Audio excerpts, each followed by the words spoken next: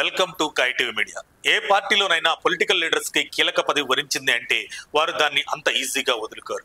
ఎందుకంటే ప్రభుత్వ ఉద్యోగుల మాదిరిగా రాజకీయ నేతలకు కొంత వయసు రాగానే రిటైర్ అయిపోవాలనే నిబంధన లేదు కాబట్టి ఇక ఉన్నత పదవులపై ఉండే మోజు గురించి మీకు చెప్పక్కర్లేదు.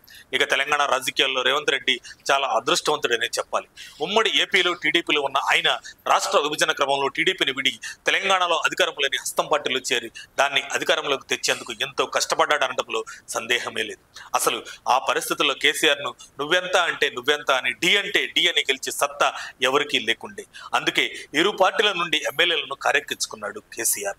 అసలు రాష్ట్రంలో కాంగ్రెస్ కొన ఊపిరితో కొట్టుమిట్టాడుతుండగా అధికార బీఆర్ఎస్ కు ప్రత్యామ్నాయంగా బీజేపీ అన్నట్లుగా కనిపించింది. అలాంటి ఆశ లేని చోట కారును డ్యామేజ్ చేసి కాంగ్రెస్ పార్టీని బలపరిచి అధికారంలోకి తీసుకొచ్చిన అసాధ్యుడు రేవంత్ రెడ్డి అని ఎవరూ కాదనలేదు సత్యం.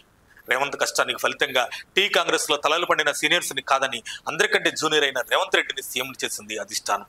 ఆయన పరిపాలన ఎలా ఉందన్న విషయాన్ని పక్కన పెడితే ప్రస్తుతం ఆయన పరిపాలన సజావుగానే సాగుతుంది. సీనియర్ నేతల మనసులో ఏముందో గారి వారైతే రేవంత్ కు సహకరిస్తూనే ఉన్నారు. కర్ణాటకలో మాదిరిగా తెలంగాణలో సీఎం పదవికి షేరింగ్ సమస్య లేదు. ఈ మధ్య జూబుల్ హిల్స్ ఉప ఎన్నికలు కూడా కాంగ్రెస్ ఘన విజయం సాధించింది. దీంతో రేవంత్ రెడ్డికి తన మీద తనకు నమ్మకం విశ్వాసం పెరిగిపోయాయి. ప్రజల్లో తనకు బాగా ఆదరణ అభిమానం ఉన్నాయనే అభిప్రాయం బలపడినట్లుంది. అందుకేనేమో 2 రోజుల క్రితం ఢిల్లీలో మీడియాతో మాట్లాడుతూ రెండో టర్మ్ లో కూడా తానే సీఎంగా ఉంటానని, 10 ఏళ్ల పాటు రాష్ట్రంలో కాంగ్రెస్ పార్టీ తన సారథ్యంలోనే ముందుకు పోతుందని అన్నాడు. అయితే రెండోసారి కూడా తానే సీఎంగా ఉంటానని రేవంత్ రెడ్డి చెప్పడం ఇదే మొదటిసారి కాదు. పలు సందర్భాల్లో చెప్పాడు. మొదటిసారి బీఆర్ఎస్ పై వ్యతిరేకతతో అంటే తమకు కాంగ్రెస్ పార్టీకి ఓటు వేశారని గుర్తు చేశాడు. రెండోసారి కూడా ఈ 5 ఏళ్లలో చేసిన అభివృద్ధిని చూసి తమపై ప్రేమతో ఓట్లు వేస్తారని చెప్పుకొచ్చాడు. ప్రజలకు ఇచ్చిన ప్రతి హామీని నిలబెట్టుకుంటామని రేవంత్ అన్నాడు. స్టేచర్ కాదు, స్టేట్ ఫ్యూచర్ నాకు ముఖ్యమని రేవంత్ చెప్పడం నిజంగా విశేషం. గతంలో నేను చెప్పిందే జరుగుతుంది, భవిష్యత్తులో నేను చెప్పేదే జరుగుతుందని సీఎం రేవంత్ రెడ్డి జోస్యం చెప్పాడు.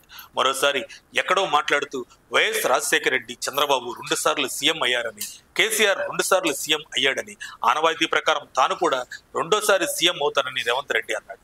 మొత్తం మీద రెండోసారి కూడా తానే సీఎం అవుతానని రేవంత్ రెడ్డి బాగా నమ్మకం పెట్టుకున్నాడు. కానీ కాంగ్రెస్ లో స్వేచ్ఛ, క్రమశిక్షణ రాహిత్యం ఎక్కువ కాబట్టి ఏ నాయకుడు ఎప్పుడు సీఎం కాళ్లలో కట్టెలు పెడతాడో చెప్పలేమంటున్నారు పొలిటికల్ విశ్లేషకులు. మరిన్ని అప్డేట్స్ కోసం మా కాయ్ టీవీని సబ్స్క్రైబ్ చేసుకోండి. మా వీడియో కనుక మీకు నచ్చినట్లయితే లైక్ చేయండి, షేర్ చేయండి. మీ విలువైన అభిప్రాయాలను కామెంట్ బాక్స్లో తెలియజేయండి.